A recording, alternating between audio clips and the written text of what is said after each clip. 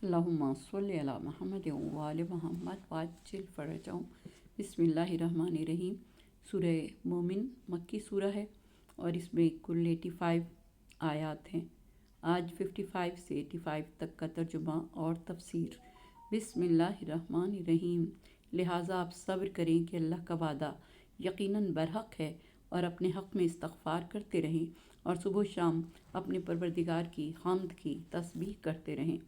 बेशक जो लोग खुदा की तरफ से आने वाली दलील के बग़ैर खुदा की निशानियों में बहस करते हैं, उनके दिलों में बड़ाई के ख़याल के अलावा और कुछ नहीं है, वो उस तक पहुँच भी नहीं सकते हैं।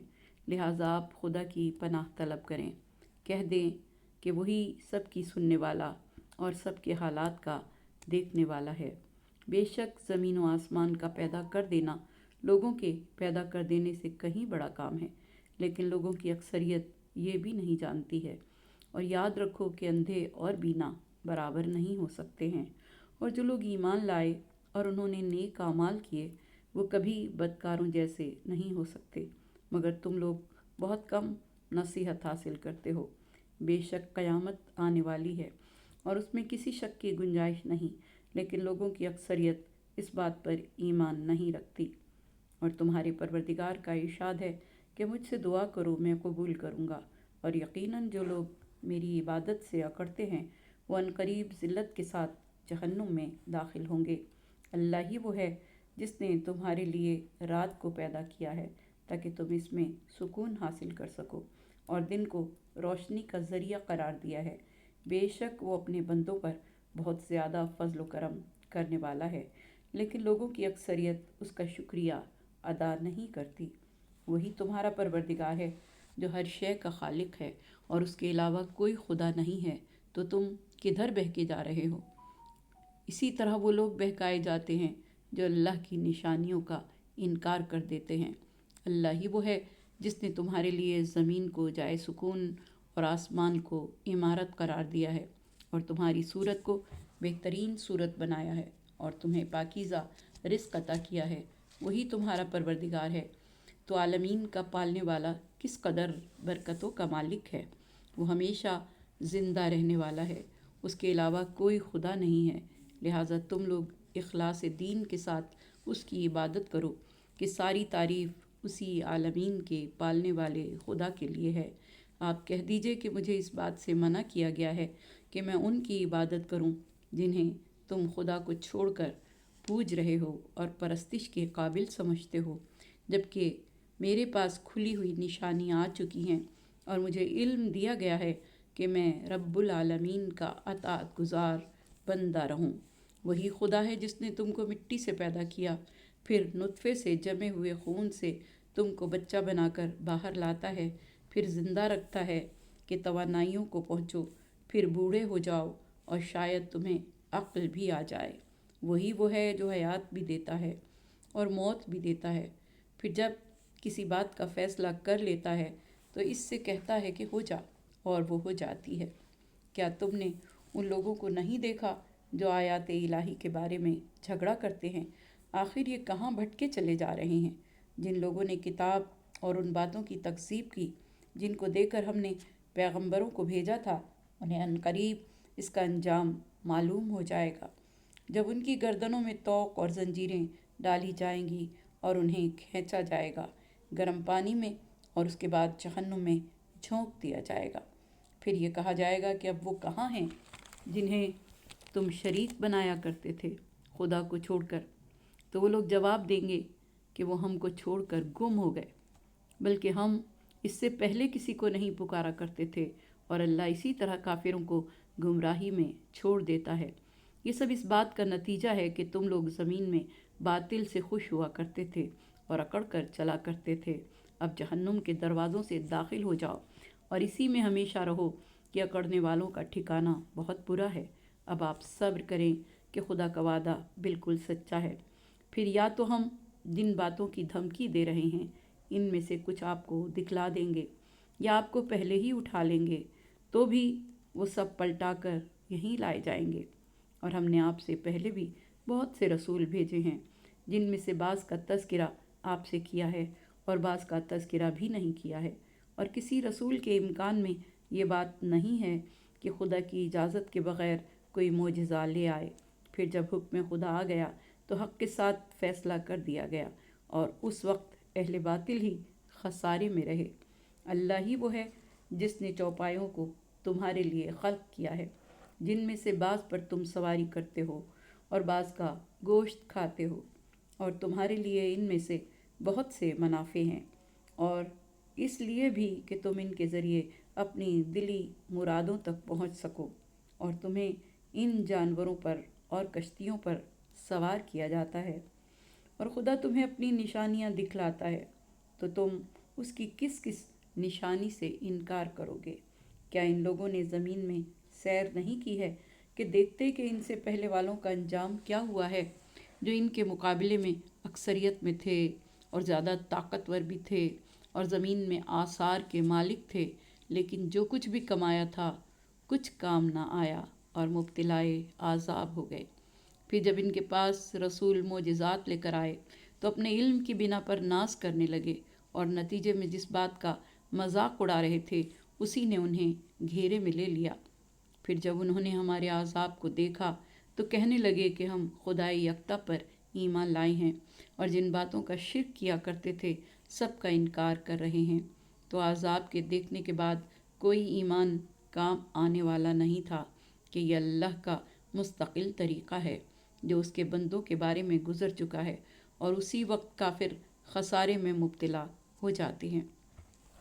اس سورے میں پروردگار دو عالم نے کافروں کو بار بار جہنم کے عذاب سے ڈرایا ہے، اور حضور اکرم صلی اللہ علیہ وآلہ وسلم کو صبر کرنے کی تلقین کی گئی ہے، کیونکہ کافر اور مشرک حضور اکرم کو مسلسل اذیتیں دے رہے تھے، اور خدا نے ایسے میں ارشاد فرمایا کہ صبر اختیار کرو، کیونکہ خدا کا وعدہ سچا ہے، اور اپنے گناہوں پر استغفار کرو اور اپنے پروردگار کی تسبیح بجا لاؤ۔ آیت نمبر 55۔ حضرت موسیٰ علیہ السلام کو بالخصوص اور قوم موسیٰ کو بالعموم 3 حکم دیے جا رہے ہیں۔ پہلا حکم ہے صبر کا، دوسرا حکم ہے استغفار کا، اور تیسرا حکم ہے تسبیح پروردگار کا۔ سب سے پہلے موسیٰ علیہ السلام کو حکم ہوا کہ صبر اختیار کریں۔ صبر دشمنوں کے خلاف سب سے کامیاب ہتھیار ہے اور اپنے لیے محفوظ ڈھال ہے۔ اللہ کا وعدہ ہے، ان اللہ مع الصابرین، اللہ تعالیٰ صبر کرنے والوں کے ساتھ ہے۔ صبر ایک ڈھال ہے۔ نمبر 1، دشمن کے عناد اور ہٹ دھرمی کے مقابلے میں صبر ایک ڈھال ہے۔ خواہشات نفسانی کے مقابلے میں صبر کرنا نفسانی خواہشات سے بچا لیتا ہے۔ سرکش ہوس کے مقابلے پر صبر کرنا ہوس سے دور رکھتا ہے۔ غیظ و غضب کے موقع پر صبر کرنا انسان کو منزل تکمیل تک پہنچاتا ہے۔ اور پھر اس کے بعد دوسرا حکم استغفار کا ہے۔ گناہ ہو یا نہ ہو، بارگاہ الہی میں مغفرت گناہ کی دعا خود ایک تقاضائے عبودیت ہے، یعنی بندے کا بندے ہونے کا اظہار ہے، جس کی پیغمبر خدا کو تعلیم دی گئی ہے۔ گناہ سے استغفار کی ہدایت حضور اکرم صلی اللہ علیہ وآلہ وسلم کو اس غرض سے کی گئی ہے کہ دوسرے آپ کی پیروی کریں۔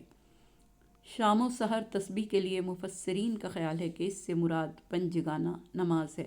خدا کی تسبیح کرنے کا حکم عشی و ابکار کے وقت دیا گیا ہے۔ عشی کا وقت زوال آفتاب اور غروب آفتاب کا درمیانی وقت ہے، اور ابکار طلوع فجر اور طلوع آفتاب کے درمیان کے وقت کو کہتے ہیں۔ یہ تینوں اوقات نماز کے ہیں اور خدا کی بارگاہ میں جھکنے کے ہیں، اور پروردگار دو عالم نے یہ تینوں احکام زندگی کو راہ راست پر رکھنے کے لیے ارشاد فرمائے۔ یقیناً وہ لوگ جو اللہ کی طرف سے آنے والی دلیل کے بغیر اس کی آیات میں جھگڑتے ہیں، ان کے دلوں میں بڑائی کے خیال کے علاوہ کچھ نہیں، اور وہ اس تک پہنچ بھی نہیں سکتے۔ لہٰذا آپ خدا کی پناہ طلب کریں، بے شک وہ سمیع بھی ہے اور بصیر بھی۔ آیت نمبر 56۔ اللہ تعالیٰ کی آیات روشن دلیلوں کے ساتھ نازل ہوئیں، لیکن مشرکین اسے پرانے لوگوں کے قصے کہتے تھے، اسے جادو قرار دیتے تھے، اس لیے کہ ان کے سینوں میں غرور اور تکبر موجود تھا۔ حق کے ساتھ مجادلہ تکبر کرنے والوں کے سوا کوئی نہیں کرتا۔ یہ تکبر کرنے والے اپنے مقصد میں کبھی کامیاب نہیں ہو سکیں گے۔ اس آیت میں تکبر کرنے والے اور مغرور لوگوں کی پالیسی بیان ہو رہی ہے۔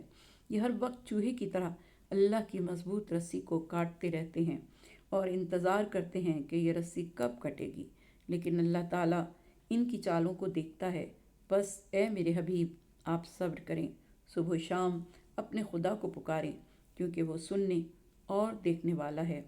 آسمانوں اور زمین کی تخلیق انسانوں کی تخلیق سے زیادہ اہم ہے، لیکن اکثر لوگ نہیں جانتے کہ بے شک آسمان و زمین کی پیدائش لوگوں کے پیدا کر دینے سے کہیں زیادہ بڑا کام ہے، لیکن لوگوں کی اکثریت یہ بھی نہیں جانتی۔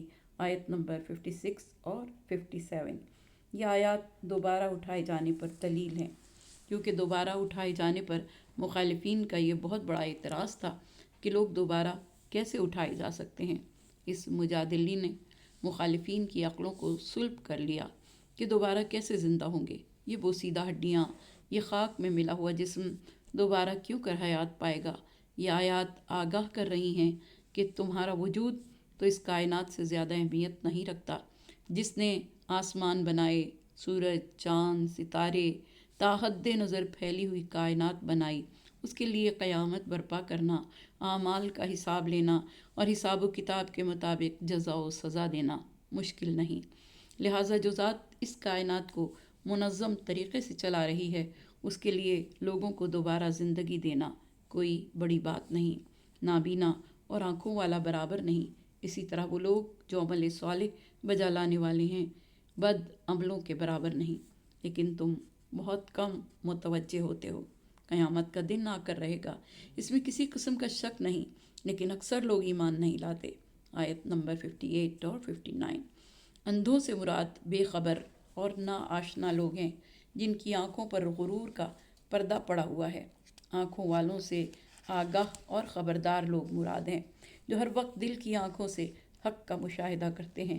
تو کیا یہ دونوں فریق آپس میں برابر ہیں؟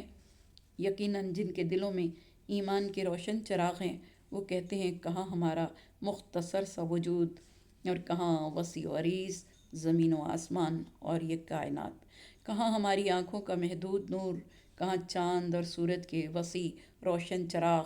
مگر جاہل اپنے وجود کو حد نگاہ تک تاریکی میں دیکھتا ہے، اور تکبر کا پردہ اتنا گہرا پڑا ہوتا ہے کہ اس کو آنکھوں سے ہٹانا ناممکن ہوتا ہے۔ قیامت کے ناموں میں سے ایک نام الساعہ بھی ہے۔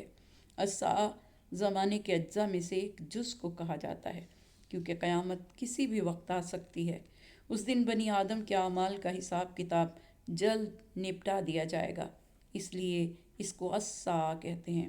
منکرین قیامت پر اس لیے ایمان نہیں لاتے کہ ان کی آزادی سلب ہو جائے گی، زندگی کو حساب کتاب کے تحت بسر کرنا پڑے گا، ظلم و ستم سے ہاتھ روکنا پڑیں گے، فرائض اور حقوق کی زندگی گزارنی ہوگی۔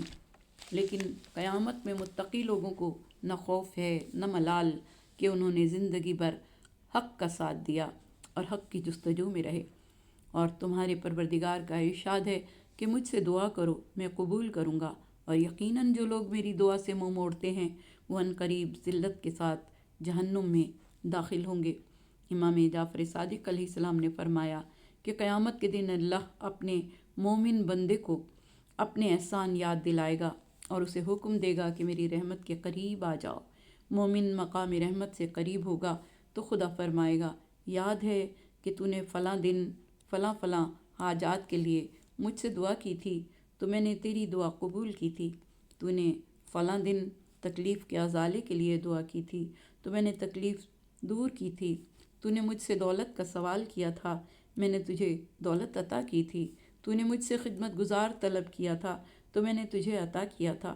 تو نے مجھ سے شادی کی درخواست کی تھی، میں نے تیری شادی کرائی تھی۔ بندہ مومن عرض کرے گا، پروردگار بالکل صحیح ہے، میں نے تجھ سے دعائیں مانگی تھیں، تو نے قبول کی تھیں۔ خدایا میں نے تجھ سے جنت کا سوال بھی کیا تھا۔ خدا فرمائے گا، میں تیری یہ درخواست بھی پوری کرتا ہوں۔ بندہ مومن کہے گا، خدایا اب تو نے مجھے ہر طرح سے راضی کر دیا ہے۔ خدا فرمائے گا، میں تجھے احسن جزا دے کر راضی کر رہا ہوں، اور جنت میری احسن جزا ہے۔ چنانچہ اسی کے متعلق اللہ تعالیٰ نے فرمایا ہے کہ مجھ سے دعا کرو، میں قبول کروں گا۔